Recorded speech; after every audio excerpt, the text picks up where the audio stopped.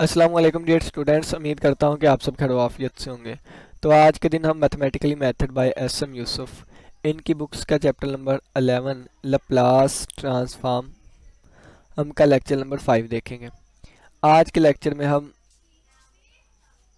Exponential order को देखेंगे और एग्जिस्टेंस थ्योरम को प्रूव करने की कोशिश करेंगे। तो चलिए आइए हम इसको स्टार्ट करते हैं। तो सबसे पहले हमारे पास आएगा exponential order of A. A function F defined, अगर एक फंक्शन जीरो से लेके इन्फिनिटी तक डिफाइन है, यानी कि जीरो को इंक्लूड करते हुए और प्लस इन्फिनिटी तक है, और ये फंक्शन इस इंटरवल पे डिफाइंड है, is said to be a exponentially order A. इसको हम एक्सपोनेंशियली ऑर्डर ए कहेंगे अगर टी इन्फिनिटी को अप्रोच करे। टी अप्रोचेस टू इन्फिनिटी, यानी कि टी जो है वो इन्फिनिटी को अप्रोच करता हो। If there exist real constants, और अगर यहाँ पे रियल कॉन्स्टेंट ए आए और एम ग्रेटर देन जीरो आए और टी ग्रेटर देन जीरो आए, सच डैट अगर हम एफ ऑफ टी का मोड लें, अगर हम एफ ऑफ टी का मोड लें और इसका मोड जो है वो इक्वल आ जाए एम ई ए टी। यहाँ पे एम क्या है, एक कांस्टेंट है जो कि ग्रेटर देन जीरो रहा करेगा। ठीक है, यहाँ पे ए क्या है, ए भी हमारे पास एक रियल कांस्टेंट है, और यहाँ पे टी क्या है, तो टी यहाँ पे greater than equal to t है, और ये वाला टी क्या है, ये वाला टी ग्रेटर देन जीरो है। ठीक है, तो अगर हम एफ ऑफ टी का मोड़ रहे हैं तो ये हमारे पास M E raise to power A T आए, तो हम कहेंगे कि एफ ऑफ टी जो है वो एक्सपोनेंशियली ऑर्डर है किसका, ए का। ठीक हो गया। इसके अलावा एक और अगर आपको थोड़ा सा मैं आपको बता दूं, तो अगर हम टी की लिमिट ले इन्फिनिटी पे, यानी कि टी की हमने लिमिट ले ली है इन्फिनिटी पे, और इसके साथ E raised power minus S T, और यहाँ पे एफ ऑफ टी हमने लगा दिया। अगर इस चीज़ का आंसर एक फाइनाइट नंबर आ जाए, ठीक है, अगर इसका आंसर एक फाइनाइट नंबर आ जाए तो हम कहेंगे कि ये हमारे पास एक्सपोनेंशियली ऑर्डर है। ठीक है, और अगर इसका आंसर एक फाइनाइट नंबर ना आए तो हम कहते हैं कि ये एक्सपोनेंशियल ऑर्डर नहीं है। यहाँ पे देखें तो क्या यूज़ किया गया है, ए यूज़ किया गया है, तो फिर यहाँ पे भी ए आएगा। ठीक है, तो exponential order of A use करेंगे। एक छोटी सी एग्जांपल दे देता हूँ कि अगर हमारे पास एक फंक्शन टी है, ठीक है, छोटी सी एग्जांपल हम इसको लेके चलते हैं, इसका टी है, हमने देखना है कि ये एक्सपोनेंशियली ऑर्डर का है या नहीं। तो सबसे पहले हम क्या करेंगे, इसकी लिमिट लेंगे इन्फिनिटी के ऊपर, टी अप्रोचेस टू इन्फिनिटी, और E raised power minus A T आ जाएगा, E raised power minus A T, और साथ यहाँ पे देखें तो क्या है, एफ ऑफ टी है, तो साथ एफ ऑफ टी यानी कि टी आ जाएगा। अब इसकी लिमिट फाइंड करेंगे, अगर इसका आंसर फाइनाइट आ गया तो ये एक्सपोनेंशियल ऑर्डर होगा, अगर फाइनाइट नहीं आएगा तो एक्सपोनेंशियल ऑर्डर का नहीं होगा। ठीक है, तो आगे हम इसको सोल्व करेंगे और देखेंगे। देखें ये पावर जो है वो बटे में जाके, अगर यहाँ पे देखें हम तो माइनस ए लिखा गया, अगर ए की वैल्यू मैं नेगेटिव लूंगा ना तो ये नेगेटिव नेगेटिव प्लस हो जाएगा, यानी कि दो केसेस यहाँ से बनेंगे, ए जो है वो greater than equal to zero रहे, ए के हमारे पास ग्रेटर देन जीरो रहे, और एक हमारे पास ए जो है वो less than equal to zero रहे। ठीक है, दो केसेस बनेंगे। जब पहला केस में लेके चलूंगा तो ये बनेगा लिमिट, दूसरे केस की मैं बात बता देता हूँ पहले।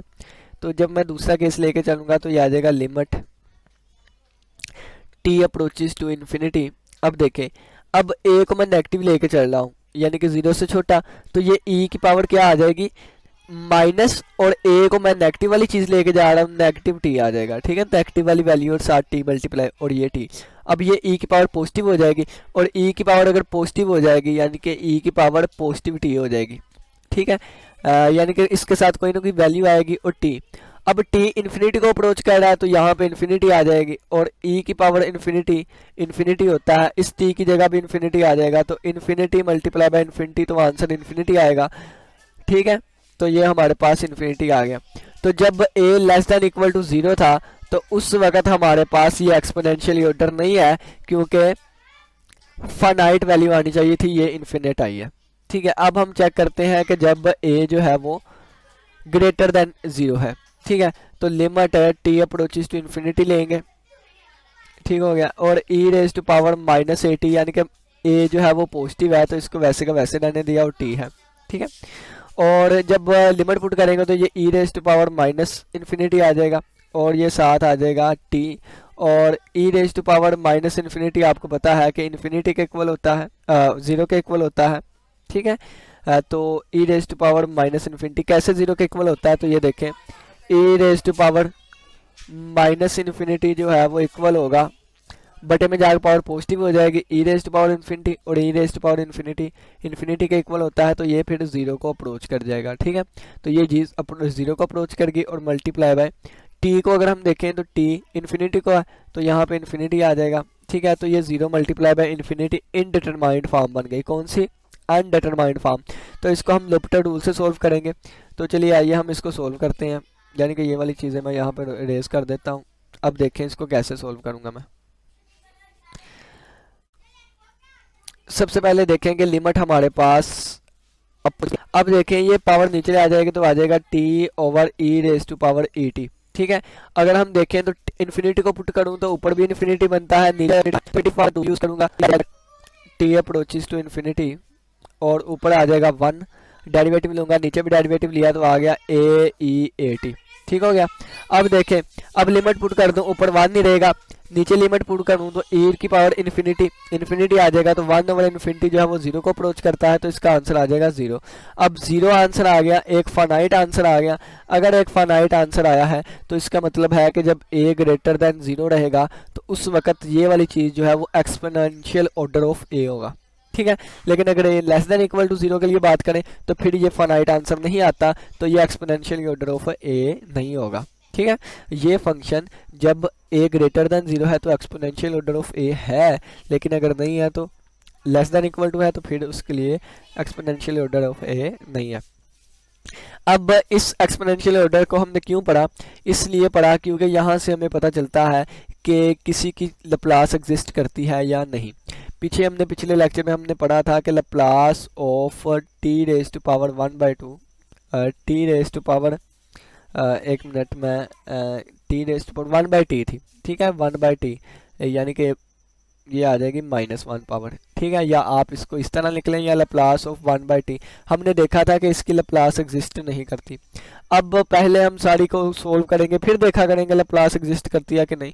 तो इस वजह से हम इस पे एक थ्योरम पढ़ेंगे, जो थ्योरम हमें बता दिया करेगा कि इसकी लप्लास एग्जिस्ट करती है या नहीं। तो इसको कहते हैं लप्लास एग्जिस्टेंस थ्योरम, ठीक है। तो उस थ्योरम से पहले हमें एक्सपोनेंशियल ऑर्डर ऑफ a का पता होना चाहिए था, तो जो मैंने आपको यहाँ पे बता दिया।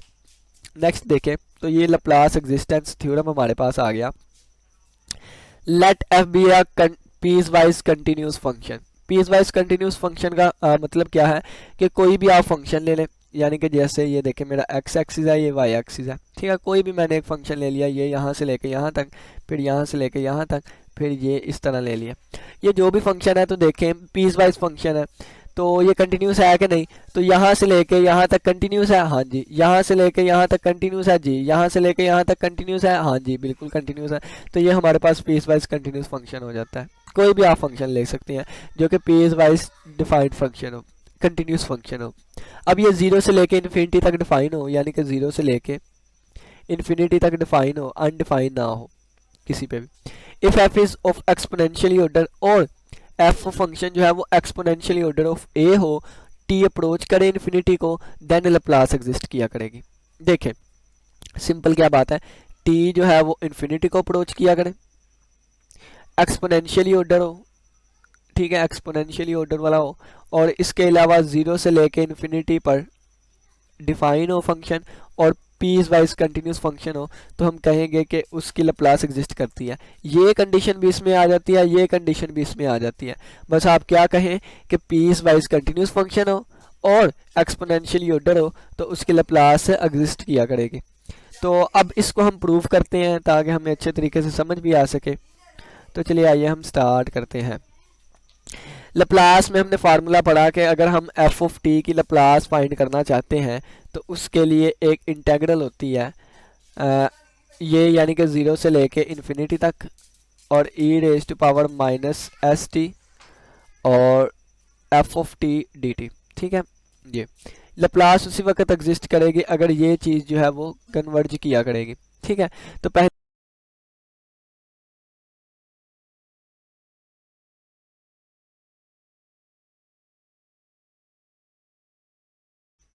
तो पहले इस चीज़ को मैं एक पॉइंट पे तोड़ लेता हूँ। कैसे तोड़ लेता हूँ, हम यहाँ पे रफ फॉर्मूले में लिख देता हूँ कि हम पढ़ के आए, हम यहाँ पे मैं आपको लिख देता हूँ,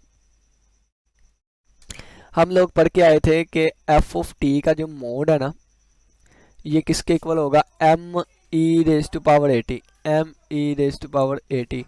और हमने कहा था टी जो है वो greater than equal to t होगा। ठीक है, यहाँ पे हमने पढ़ा था एम और टी जो दोनों हैं वो ग्रेटर दैन ज़ीरो है। ठीक है, तो ये हमने एक्सपोनेंशियल ऑर्डर के बारे में पढ़ा था। अब देखिए यहाँ पे कि इसको मैं एक पॉइंट पे तोड़ लेता हूँ, यानी कि टी पर मैं इसको तोड़ लेता हूँ। तो यहाँ से आ गया 0 से लेकर टी तक, और ई raise to power minus S T और F of T D T. ठीक है, और प्लस, और फिर ये टी से लेके इन्फिनिटी तक जाएगा, टी से लेके इन्फिनिटी तक, और ई रेज टू पावर माइनस और एफ ऑफ डी टी। देखें अब कन्वर्ज कर गई, तो फिर मैं कहता हूँ लैप्लास एग्जिस्ट करती है। इसका कन्वर्ज ये उसी वक्त कन्वर्ज होगी अगर ये चीज़ भी कन्वर्ज करे और अगर ये चीज़ भी कन्वर्ज करे। ठीक है, अब ये चीज़ तो लाजमी कन्वर्ज करेगी, क्योंकि मैं कह के आया हूँ हमारा फंक्शन जो है वो पीस वाइज कंटिन्यूस है। ठीक है, अगर पीस वाइज कंटिन्यूस है तो ये फाइनाइट इंटेग्रल है, यानी 0 से लेके एक खास वैल्यू तक है। तो उस खास वैल्यू तक अगर मैं इंटेग्रल अप्लाई करूंगा तो मेरा आंसर भी एक फाइनाइट नंबर आएगा। अगर फाइनाइट नंबर आ गया इसका, तो इसका मतलब ये कन्वर्ज करेगी। तो मैं मान लेता हूँ कि ये वाली चीज़ जो है ये मेरी कन्वर्ज करेगी। ठीक है, ये वाली चीज़ कन्वर्ज करेगी। अब इस पे बात करते हैं, इस चीज़ पे बात करते हैं। अब इस चीज़ को पकड़ लिया मैंने, तो जब इस चीज़ को मैं पकड़ के लेके चलूँगा तो ये हमारे पास आ जाएगा इंटेग्रल। अगर ये कन्वर्ज कर गई तो इसका मतलब ये कन्वर्ज कर जाएगी, तो सारा आंसर हमारा एग्जिस्ट कर जाएगा। ठीक है, तो ये टी से लेके इन्फिनिटी तक है, और ये आ गया E raised power minus S T और F of T D T. हमने शो करवाना है कि अब ये कन्वर्ज करेगी। ठीक है, अब इसका अगर मैं मोड ले लूँ, क्या ले लूँ, मोड।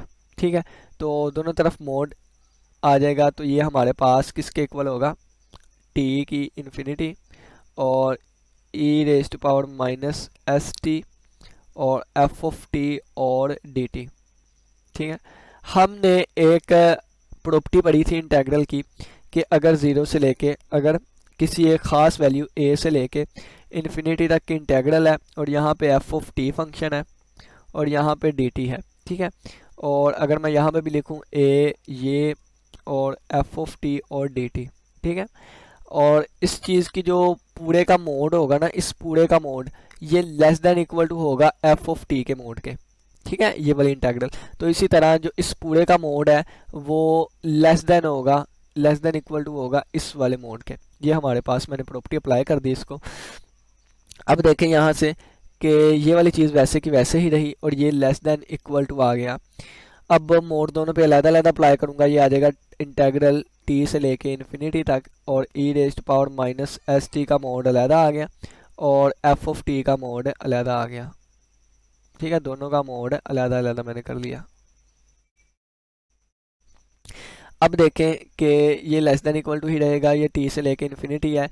अब देखें कि अगर मैं आपसे कहूँ कि टू पॉइंट समथिंग इसकी पावर पॉजिटिव ले नेगेटिव ले जो मर्जी ले, तो इसका आंसर हमेशा पॉजिटिव आएगा। ठीक है, तो इसी तरह 2 पॉइंट समथिंग वैल्यू होती है ई की, इसकी पावर आप कुछ भी ले लें, पॉजिटिव लें नेगेटिव लें जैसी मर्जी लें, इसका आंसर हमेशा पॉजिटिव आया करेगा। और पॉजिटिव नंबर का मोड दोबारा वही होता है, यानी कि ई की पावर नेगेटिव भी हो तो इसका आंसर हमेशा, ई का आंसर हमेशा पॉजिटिव आया करेगा, पावर जो भी हो। तो पॉजिटिव का मोड दोबारा पॉजिटिव ही होता है, यानी कि ये वैसे का वैसे ही रह गया। अब एफ ऑफ टी का मोड, तो ये हमने पढ़ा था, ये किसके इक्वल है, एम ई ए टी के, एम ई की पावर ए टी। ठीक है, और ये आ गया साथ है डी टी। एम कॉन्स्टेंट है तो एम बाहर आ जाएगा, तो एम बाहर आ गया इंटेग्रल से, बाकी रह गया टी से लेके इन्फिनिटी तक, टी से लेके इन्फिनिटी तक। और ये E raised power minus S T है, ये ई रेज़्ड पावर ए टी है, तो माइनस टी जब मैं कॉमन लूँगा तो ये मेरे पास आ जाएगा S minus A D T. ठीक है, अब इसकी मैं इंटेग्रल लूँगा तो ये आएगा हमारे पास एम, तो लिमिट लगा देता हूँ साथ, ये हमारे पास यहाँ पे आ जाएगी लिमिट। लिमिट क्यों, क्योंकि ये हमारे पास इन्फिनिटी है, तो मैं कह दूंगा h approaches to infinity, h infinity को अप्रोच कर गया। ये हमारे पास आ गई e raise to power minus t s minus a, यानी कि फंक्शन वैसे ही, और इसका derivative minus s minus a आता है, इससे डिवाइड कर देंगे। और लिमिट मेरे पास कहाँ से है, टी से लेके इन्फिनिटी तक थी, तो टी से लेके एच तक चले जाएगी, क्योंकि मैंने लिमिट एच की लगा दी है। अब देखिएगा यहाँ से एम बाहर का बाहर ही रहेगा, अपर लिमिट पुट करूँगा, और ये चीज़ कॉन्स्टेंट है बटे में, तो बटे वाली चीज़ भी अलहदा कर लूँगा। ठीक है, ये मेरे पास बटे वाली चीज़ भी अलहदा हो गई, ये तो कॉन्स्टेंट है। और लिमिट किसकी, अपर लिमिट पुट करूँगा, तो अपर लिमिट मेरे पास आ जाएगी limit h approaches to infinity. ठीक है, अपर लिमिट पुट करूँगा तो ये एच आ जाएगा टी की जगह पे, तो minus h s minus a आ जाएगा, ये अपर लिमिट। और माइनस लोअर लिमिट पुट करूँगा तो ये मेरे पास आ जाएगी lower limit e raise to power minus t और एस माइनस ए।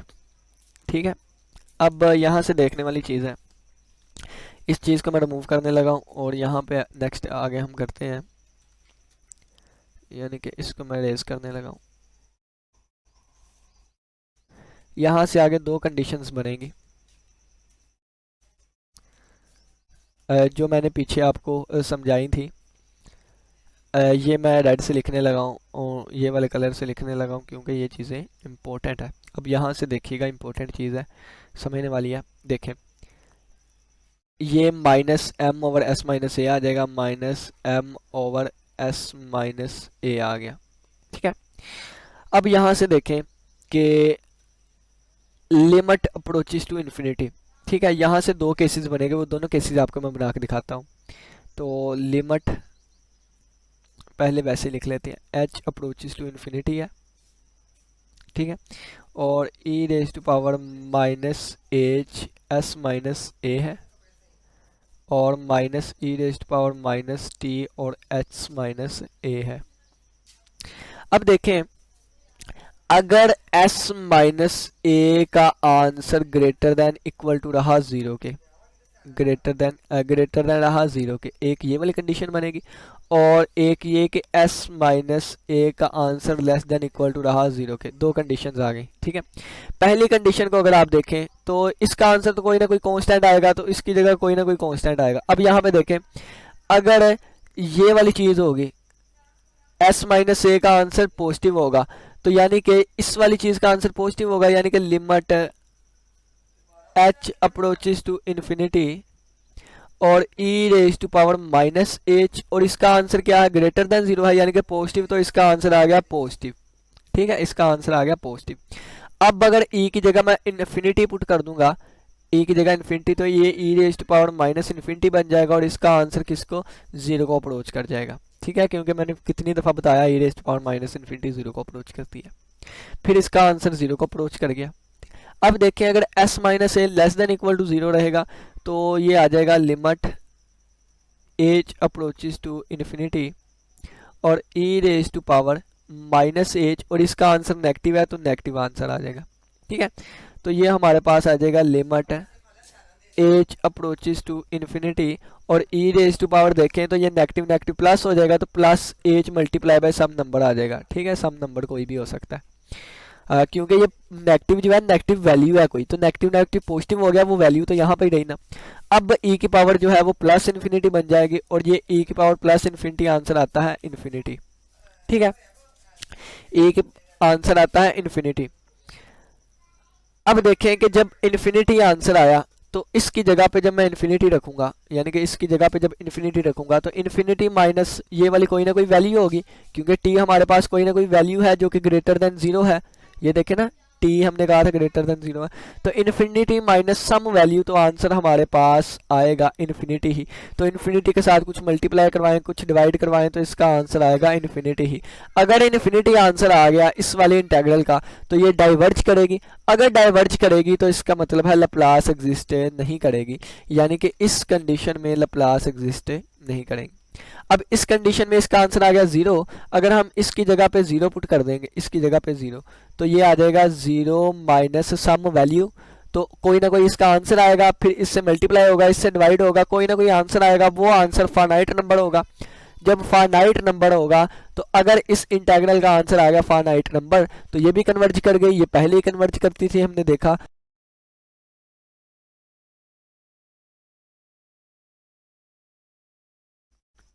ये दोनों कन्वर्ज कर गई, अगर दोनों कर गई तो ये भी कन्वर्ज करेगी, ये भी कन्वर्ज करेगी, तो हमारा जो लप्लास है वो एग्जिस्ट कर जाएगा। तो लप्लास किसके लिए एग्जिस्ट करेगा? लप्लास हमारा इस चीज़ के लिए एग्जिस्ट करेगा जब आंसर 0 आता है, फाइनाइट नंबर आता है, यानी कि ये कंडीशन पर s माइनस ए। अगर हम a को दूसरी तरफ ले जाएं तो आ जाएगा s ग्रेटर देन a।